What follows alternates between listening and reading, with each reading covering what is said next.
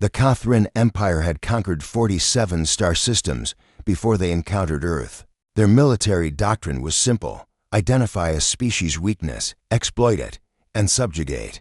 They had never failed until they met Sarah Chen. The invasion of Earth lasted exactly 4 hours. Kathrin warships descended through the atmosphere like metallic rain, their weapons systems primed for the usual resistance. But something was wrong. The humans weren't fighting back with the expected fury. They were adapting. Sarah watched the invasion from her apartment window in New Seattle, her hands gripping the edge of her wheelchair. The pain in her spine was a constant companion, had been for 12 years since the accident. The Kathrin's preliminary scans had identified humans with chronic conditions as defective specimens, unworthy of military concern. That was their first mistake. Sarah, we need to move. Leo burst through her door, his medical bag slung over his shoulder. As her physical therapist and closest friend, he'd been with her through every flare-up, every surgery, every moment she wanted to give up. No, she said quietly, her eyes tracking a Kathrin drop ship. We need to understand them, while the world's military scrambled and fell. Sarah did what she'd done every day for 12 years. She studied pain. She watched how the Kathrin moved, fluid, efficient, without hesitation. Their exoskeletons enhanced their already formidable strength, making them seem invincible. But Sarah knew something about living in a body that didn't work the way it should. She knew about adaptation. The Kathrin established their forward base in what used to be Central Park. Within days, they'd begun categorizing humans. The strong were taken for labor, the intelligent for processing. The sick and injured were left behind, deemed useless. Sarah was among those left behind. So was Leo. They think we're broken, Leo said, watching Kathrin soldiers march past their checkpoint without a glance. We are broken, Sarah replied, a strange smile on her face. That's exactly why we're going to win. She'd noticed something during her observations. The Kathrin felt no pain. Their neural systems were designed for efficiency. Warning signals were processed as mere data points, never as the screaming urgency that pain represented in humans. A damaged limb received the same priority as a low fuel indicator. It made them fearless. It also made them vulnerable. Sarah began her work in secret, using the abandoned medical facility near her building. Leo helped her access the Kathrin biodata from their medical screenings. What she discovered changed everything. The Kathrin's painless existence meant they had no framework for understanding chronic suffering. They couldn't comprehend a human continuing to function despite constant agony. They couldn't fathom the mental fortitude required to live every day in a body that hurt.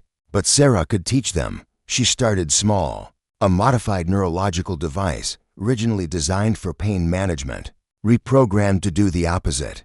The first Kathrin soldier who encountered it during a routine patrol experienced something his species had never known: excruciating, unrelenting pain. He didn't die. That was important. Sarah didn't want to kill them. She wanted them to understand.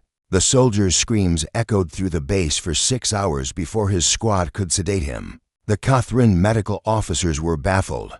There was no physical injury, yet their comrade was incapacitated, thrashing, begging for mercy in a language that had no word for agony. Sarah's second device was more sophisticated.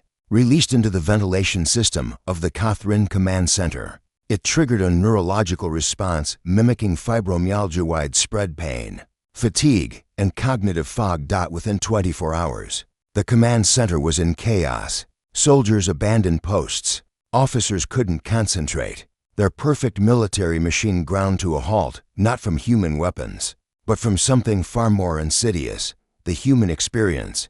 The Kathrin High Commander Zarnath demanded an explanation. His scientists had none. This wasn't a weapon in any conventional sense. It left no wounds, destroyed no equipment, yet it rendered his forces completely ineffective.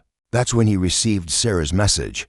She appeared on every Kathrin display simultaneously. Still in her wheelchair, Leo standing beside her.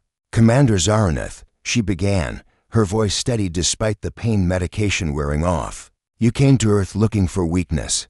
You found it, but you didn't understand it. She paused, letting the groans of afflicted Kathrin soldiers fill the silence. We humans live with pain every day. Some of us, like me, never escape it. You thought that made us weak. You were wrong. Leo stepped forward, holding up a small device. This is a neural inhibitor. It can stop the pain we've introduced to your systems. We're willing to use it. But first, you need to understand the terms. Sarah leaned forward. Pain isn't weakness, Commander. Pain is information. It's adaptation. It's survival. We've learned to function despite it, to thrive despite it. Your species never developed that capacity. You're physiologically incapable of enduring what millions of humans endure every single day. The message was clear. The Catherine could end this invasion and leave peacefully. Or they could learn firsthand what humanity had mastered living with chronic suffering. Zar single quotes Noth, experiencing his first migraine courtesy of Sarah's devices, made his decision within the hour. The Catherine withdrew from Earth, their retreat so rapid it would become legendary across the galaxy. But Sarah wasn't done. Her message had propagated beyond the Catherine network. Every species in the Empire received it. Every world they'd conquered heard about the human in the wheelchair, who'd defeated their conquerors with the very thing that was supposed to make her weak. Within a year, 17 subjugated worlds had revolted, inspired by Earth's resistance. The Catherine Empire, which had stood for 3,000 years, collapsed in 18 months. Sarah Chen never left Earth. She continued her research, now with unlimited funding, developing pain management technologies that would help millions.